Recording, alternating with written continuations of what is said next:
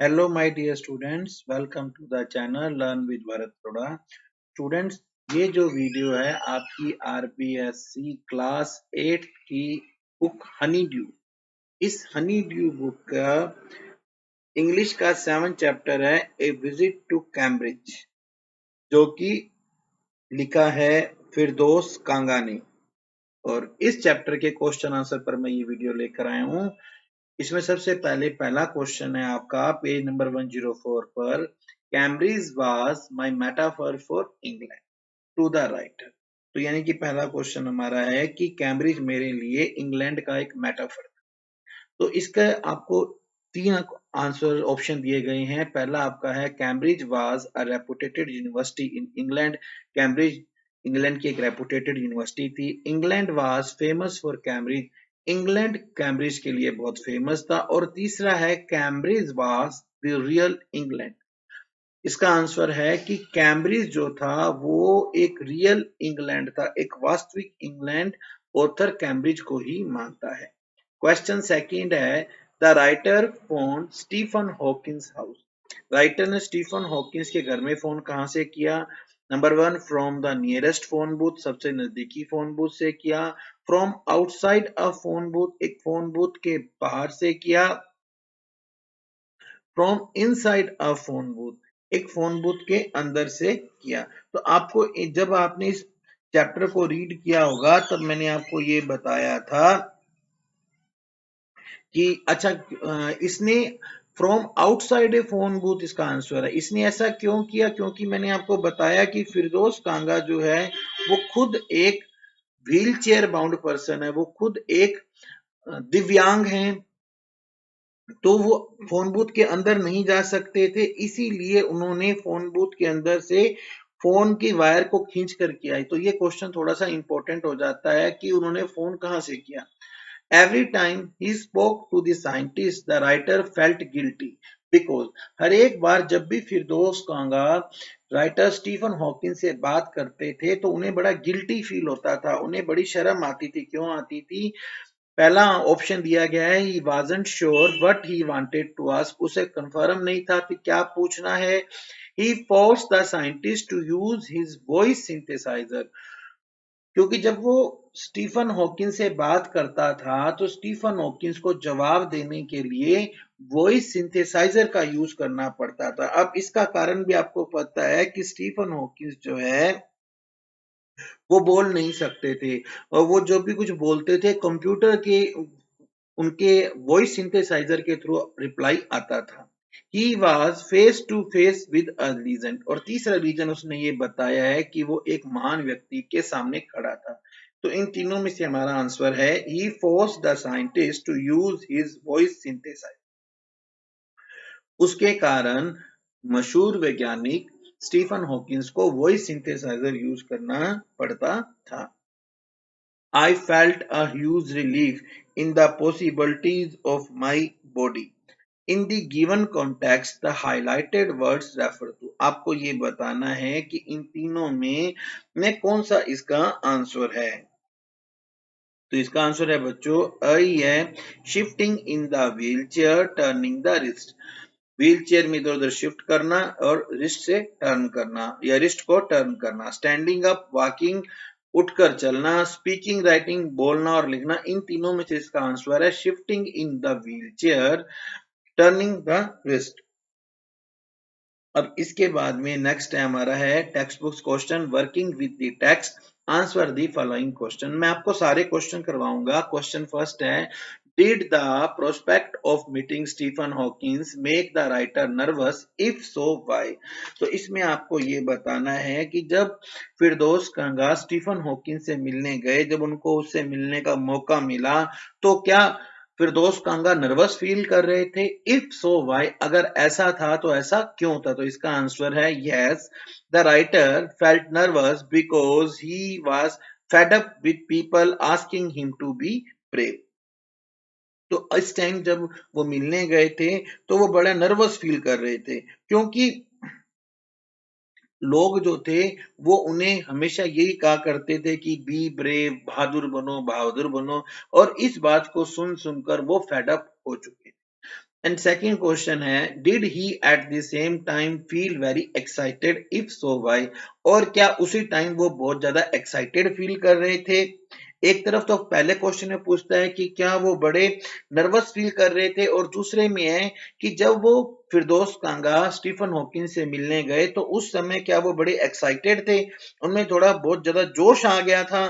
तो इसका आंसर है yes, he felt very excited. वो बहुत ज्यादा जोश एक्साइटमेंट महसूस कर रहे थे, because to see somebody like you achieving something who's make you stronger। क्योंकि जब आप अपने जैसे किसी व्यक्ति को मिलते हैं, देखिए स्टीफन हॉकिंस भी विकलांग थे और फिरदौस कांगा भी विकलांग थे, तो जब दोनों एक विकलांग एक दूसरे से मिलते हैं और जो दूसरे वाला पर्सन है जिसने एक कुछ बहुत बड़ी उपलब्धि हासिल कर रही हो, तो उसको देखकर आप में भी जोश आता है, आपको भी स्ट्रांगनेस फील होती है। Question second, guess the first question put to the scientist by the writer।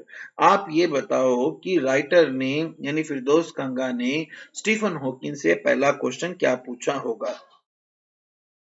You have been very brave, haven't you? said the writer। This was the first question। तो आप बहुत बहादुर रहे हैं, क्या आप नहीं हैं? राइटर का पहला क्वेश्चन ये था।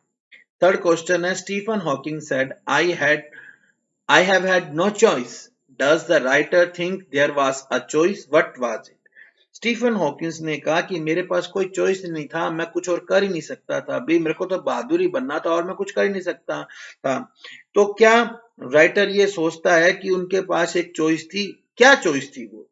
Yes, the writer thinks there was a choice of living creatively with the reality of his disintegrating body। तो राइटर ये सोचता है कि उनका जो आपको पता है ना कि स्टीफन हॉकिंस का शरीर था वो धीरे धीरे डिसइंटीग्रेटेड हो रहा था, लेकिन उनकी बॉडी डिसइंटीग्रेटेड हो रही थी, लेकिन उसके बावजूद वो क्रिएटिवली जी सकते थे, वो क्रिएटिवली रचनात्मक तरीके से जी सकते थे, उनके पास जीने की ये चॉइस थी। Question 4, I could feel his anguish, what could be the anguish? अब यहाँ राइटर कहता है कि मैं उनका कष्ट समझ सकता था, उनका दुख समझ सकता था। उनका कष्ट क्या था?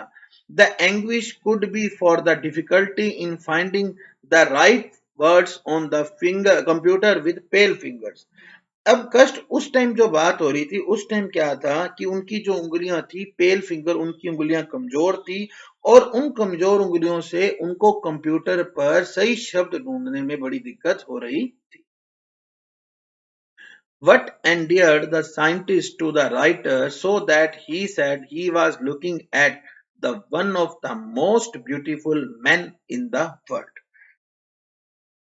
वैज्ञानिक की वैज्ञानिक को लेखक की क्या बात अच्छी लगी जब लेखक ने यह कहा कि वो दुनिया के सबसे सुंदर पुरुषों में से एक पुरुष को देख रहा है। तो ये बात साइंटिस्ट को उस समय कैसी लगी? तो scientist Frank admittance about his annoyance for meeting a visitor endeared him to the writer। जब वैज्ञानिक ने खुलकर सबके ये बात उसको कही कि मुझे जब भी मुझसे कोई विजिटर मिलने आता है, कोई मुझसे मिलने आता है ना, तो उस समय मिलने पर मुझे बड़ा सा अनोयंस होता है, मुझे थोड़ा सा अच्छा नहीं लगता है। तो ये जो उसने खुलकर ये बात बताई ना, इसके कारण जो राइटर फिरदौस कांगा है वो उन्हें वो जो वैज्ञानिक है स्टीफन हॉकिंस वो सबसे अच्छे लगे। Read about the description of the beautiful man, which is the most beautiful sentence in the description. अब आपको बच्चों क्या करना है कि इसमें जो डिस्क्रिप्शन में ब्यूटीफुल मैन के बारे में बताया गया है, तो इसमें जो आपको जो सबसे ब्यूटीफुल सेंटेंस लगा, आपको वो वाला सेंटेंस बताना है। तो देखिए वो सेंटेंस ये वाला है मेरे accordingly, before you like a lantern whose walls are worn so thin you glimpse only the light inside is the incandescence of a man। तो ये देखिए ये सेंटेंस है कि आपके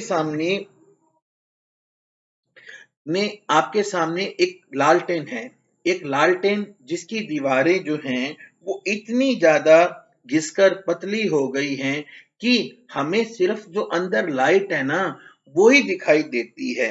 ठीक है, यानी कि अंदर आपने लालटेन, आपके सामने एक लालटेन है जिसकी दीवारें इतनी पतली हैं कि उससे हमें सिर्फ अंदर वाली लाइट ही दिखती है। तो उसी तरह से हमारे सामने एक आदमी है जिसके अंदर जो नॉलेज है, जो इनकेडेंस है ना, वो ही हमें दिखाई देती है। This is the most beautiful sentence, सबसे ज्यादा ब्यूटीफुल सेंटेंस यही है। क्वेश्चन 7 इसी से मिलता जुलता है। If the lantern is the man, what would its ball be? अगर आदमी एक लालटेन है तो उसकी दीवारें क्या है? तो the walls of the man lantern are formed by the body. तो जो उसकी दीवारें हैं ना, उस आदमी रूपी लालटेन की जो दीवारें हैं वो उसका शरीर है। सेकंड है, what is housed within the thin walls? तो इस पतली दीवारों के बीच में क्या है? देखिए, हमारा शरीर अगर एक लालटेन है तो हमारी जो अंदर हमारी आत्मा है ना, वो आत्मा उस लालटेन की लो है। The eternal soul is housed within the thin walls. उस पतली दीवारों के अंदर हमारी जो आत्मा है, वो एटर्नल आत्मा, जो अमर अजर अमर आत्मा है, वो है। Third, what general conclusion does the writer draw from this comparison? इस कंपैरिजन से राइटर ने क्या निष्कर्ष निकाला है? राइटर कहना क्या चाहता है?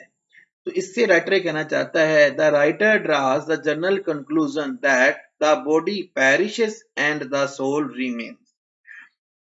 यानी कि शरीर मर जाता है और ये जो आत्मा है वो हमेशा जिंदा रहती है। इससे वो ये बताना चाहता है। What is the scientist message for disabled? जो दिव्यांग हैं उनके लिए वैज्ञानिक का क्या संदेश है? The disabled should concentrate on what they are good at. तो जो डिसेबल्ड हैं उनको उस बात पर ध्यान देना चाहिए जिसमें वो अच्छे हैं। The disabled Olympics are a waste of time. ये जो डिसेबल्ड के लिए ओलंपिक गेम्स है ये एक वेस्ट ऑफ टाइम है। This was the scientist message. Scientist का यही संदेश था। Why does the writer prefer to the guitar incident? Which idea does it support? Writer guitar वाली जो इंसिडेंस है, घटना है, उसका जिक्र क्यों करता है और ये क्या बात हमें बताती है? The writer refers to the guitar incidents because he tried in which he wasn't good at and thus wasted his time. Writer guitar वाली घटना का जिक्र इसलिए करता है क्योंकि उसने वो गिटार बजाने में अच्छा नहीं था, लेकिन फिर भी उसने गिटार बजाने की कोशिश की और इसलिए उसने अपना टाइम वेस्ट किया। It spotted the idea to concentrate in which you are good at. तो ये जो बात है वो इसी जो स्टीफन हॉकिंस का विचार था कि आप उसी बात पर काम करो जिस पर आप अच्छे हो। तो ये उसी बात को बताता है। क्वेश्चन 10 है, the writer expresses his great gratitude to Stephen Hawkins. What is the gratitude for? लेखक स्टीफन हॉकिंस के प्रति अपना ग्रेटिट्यूड, अपना बहुत ज्यादा धन्यवाद देता है। वो धन्यवाद किस लिए देता है? वो अपना उसका एहसान क्यों मानता है? The gratitude is for making the writer mentally stronger and inspiring to live creatively. ये जो ग्रेटिट्यूड है वो इसलिए देता है क्योंकि इससे राइटर जो है वो दिमागी रूप से और ज्यादा मजबूत हुआ है और वो अब अपनी लाइफ को क्रिएटिवली जिएगा। इसके लिए वो इंस्पायर हुआ, उसको प्रेरणा मिली है कि अब वो अपने जीवन को रचनात्मक तरीके से जिएगा। क्वेश्चन 11 है, complete the following sentences taking their appropriate parts from both of the boxes. देखिए, ये 5 हमारे को सेंटेंस दिए गए हैं और फ्रेज दिए गए हैं, कंप्लीट सेंटेंस नहीं है। और आपको यहां से या तो ए पार्ट से या बी पार्ट से कहीं से भी आपको इस सेंटेंस को कंप्लीट करना है। तो बच्चों, मैंने ये सेंटेंस कंप्लीट किए हैं, आप देख लीजिए। पहला मैंने कंप्लीट किया है, there was his assistant on the line and I told him I had come in a wheel chair from India. वहां फोन पर स्टीफन हॉकिंस का असिस्टेंट था और मैंने उसे बताया कि मैं इंडिया से एक व्हील चेयर पर आया था। You get fed up with people asking you to be brave as if you have a courage account on which you are to. अब second, you are too lazy to draw a cheque. तो देखिए यहाँ पर वो कहता है, Stephen Hawkins यहाँ पे ये कहते हैं कि लोग जो है ना, आप फेडअप हो जाते हैं, आप लोगों की बातें सुन सुनकर बोर हो जाते हैं, जहां पर लोग आपको ये कहते हैं कि बहादुर बनो बहादुर बनो। तो यानी कि आपके पास कोई ऐसा खाता है, आपके पास कोई साहस का ऐसा खाता है जिसमें आप बहुत ज्यादा लेजी हो कि आप एक चेक भरकर वहां से साहस को बाहर नहीं निकालते। थर्ड है, there he was tapping at a little switch in his hand, trying to find the words on his computer। वहां पर वो एक अपने हाथ से एक छोटे से स्विच पर टैप कर रहा था, दबा रहा था, ताकि वो कंप्यूटर पर शब्दों को ढूंढ सके। फोर्थ है, you look at his eyes which can speak. आप उसकी आंखों में देखते हैं जो बोल सकती हैं, and they are saying something huge and urgent, it is hard to tell what. और उसकी आंखें जो है ना, कुछ बड़ा और कुछ इंपॉर्टेंट अर्जेंट बता रही हैं, जो बहुत जरूरी है, बहुत जल्दी में है, और हम बता नहीं सकते हैं कि वो क्या बता रही हैं। It doesn't do much good to know that there are people smiling with admiration to see you breathing still। और ये बताते हुए कुछ अच्छा नहीं जानकर कुछ अच्छा नहीं लगता है कि ऐसे बहुत सारे लोग हैं जो आपको जिंदा देखकर मुस्कुरा रहे हैं। Working with language, page number 106, fill in the blanks in the sentence below using the appropriate forms of word given in the following box। तो अब यहाँ पर बच्चों क्या है, आपको कुछ ऊपर कुछ हमारे को वर्ब्स दी गई हैं, और उन वर्ब्स को हमें क्या करना है, उन वर्ब्स को हमें फिल करना है। तो बच्चों चलिए हम स्टार्ट करते हैं। पहला है, मैं आपको भरकर दिखाता हूं, आई मेट अ। अब देखिए यहाँ पर हमारे को क्या दिया गया है, यहाँ पर हमारे को ट्रैवल दिया गया है, ठीक है ना बच्चों। तो यहाँ से मैंने, अब ये हमें ट्रैवल दिया गया, हमें यहाँ पर इसको लिखना है ट्रैवलर। तो करिए TRAVE LLER। I met a traveller from an antique land. मुझे कहीं दूर से एक यात्री मिला। I need special guidance in mathematics. Guide दिया हुआ है, हमें गाइडेंस लिखना है। I need special guidance in mathematics. I can't count the number of times I have failed in the subject। मुझे मैथमेटिक्स में विशेष गाइडेंस की जरूरत है, मुझे याद ही नहीं मैं कितनी बार इस सब्जेक्ट में फेल हुआ हूं। The guide called Stephen Hawkins a worthy successor. SUSSESSOR, successor. Successor मतलब होता है उत्तराधिकारी। गाइड ने स्टीफन हॉकिंस को इजाक न्यूटन का सही उत्तराधिकारी बताया है। His other problems palled into insignificance beside this unforeseen mishap। इस मिसहैप के कारण उसकी जो बाकी समस्याएं थी वो छुप गई। द मीटिंग वाज, अब यहाँ पे बच्चों स्पेस आएगा, meeting was chaired. The meeting was chaired by the youngest member of the board। इस मीटिंग का जो अध्यक्ष था वो बोर्ड का सबसे युवा व्यक्ति था। Some people say yours truly। कुछ लोग क्या कहते हैं, सच में आपका। When they informally refers to themselves, जब वो अपने बात, जब आप लेटर लिखते हैं ना तो नीचे हम लिखते हैं yours truly, वास्तव में आपका। I wish it had been a drawn। We would have been spared the noise of celebrities at last। अब क्वेश्चन सेकंड है, यहां पर हमें इस तरह के सेंटेंस दिए गए हैं और कुछ वर्ड्स फ्रेजेस दिए गए हैं जिनसे हमें एक पर्टिकुलर सेंटेंस बनाना। जैसे यहाँ पे लिखा हुआ है रीड सीजन, तो इसको मिला के बनाया ए रीडिंग सीजन। सेकंड है स्माइल फेस, इससे मैंने बनाया अ स्माइलिंग फेस। रिवॉल्व चेयर से बना अ रिवॉल्विंग चेयर। इसी तरह से वॉक टूर से बना a walking tour. Dance doll से बना ए डांसिंग डॉल और विन चांस से बना ए विनिंग चांस।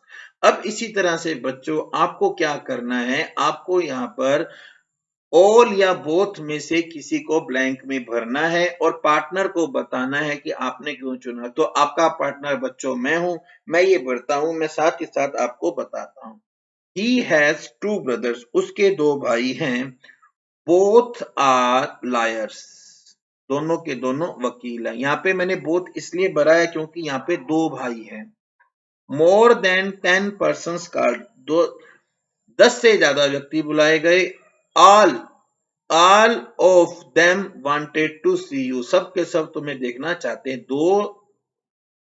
दो हैं तो हमने बोथ लगाना है, ऑल सभी है तो ऑल लगाना है। दे, अब दे आया है बच्चों, दे मतलब वे, दो से ज्यादा हैं। They all cheered the team, उन वो सब ने टीम का उत्साह बढ़ाया। अब देखिए यहां लिखा है हर पेरेंट्स आर टीचर। अब हमारे जो पेरेंट्स हैं वो दो ही होते हैं, मदर और father both. Her parents are teacher, उसके दोनों जो मतलब मम्मी पापा हैं वो टीचर हैं। How much have you got, अब कितना मिला है। Give me all of it, इसका सारा मुझे दे दो। कितना मिला मुझे तो पता नहीं, 2 रुपए से तो ज्यादा ही होगा।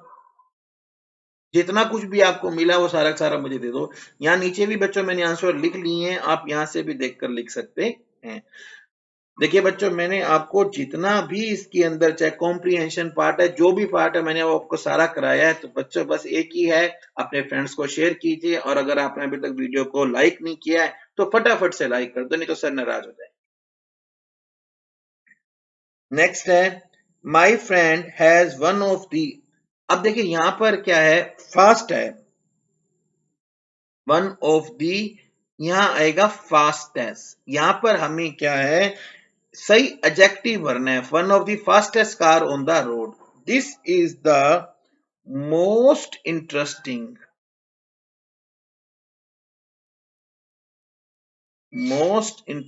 Story I have ever read. ये सब आज तक मैंने जितनी भी कहानियां पढ़ी उसमें सबसे ज्यादा इंटरेस्टिंग कहानी है।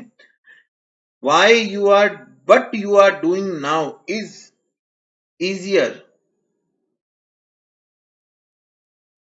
than what you did yesterday, अब आज जो आप कर रहे हो वो आसान है, जो आपने कल किया था उससे जो आज कर रहे हो वो ज्यादा आसान है। यहां पर हमें एडजेक्टिव डालना है।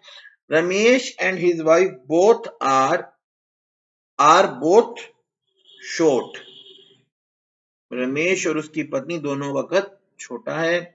He arrived late as usual, वो हमेशा की तरह लेट आया। Even the chief guest came earlier than he did, यहां तक कि चीफ गेस्ट जो थे, पार्टी के जो चीफ गेस्ट थे वो भी उनसे ज्यादा जल्दी आए थे। तो ये भी बच्चों इसके आंसर हैं, यहां से भी आप नोट कर सकते हैं। तो बच्चों इस तरह से हमारा आज का ये जो चैप्टर है वो कंप्लीट होता है। वीडियो आपको अच्छा लगा है इसे फटाफट शेयर कीजिए, चैनल को सब्सक्राइब नहीं किया तो सब्सक्राइब कर लीजिए। हम आपके सभी सब्जेक्ट्स की वीडियो यहाँ पर डाल रहे हैं। Thank you, have a good day.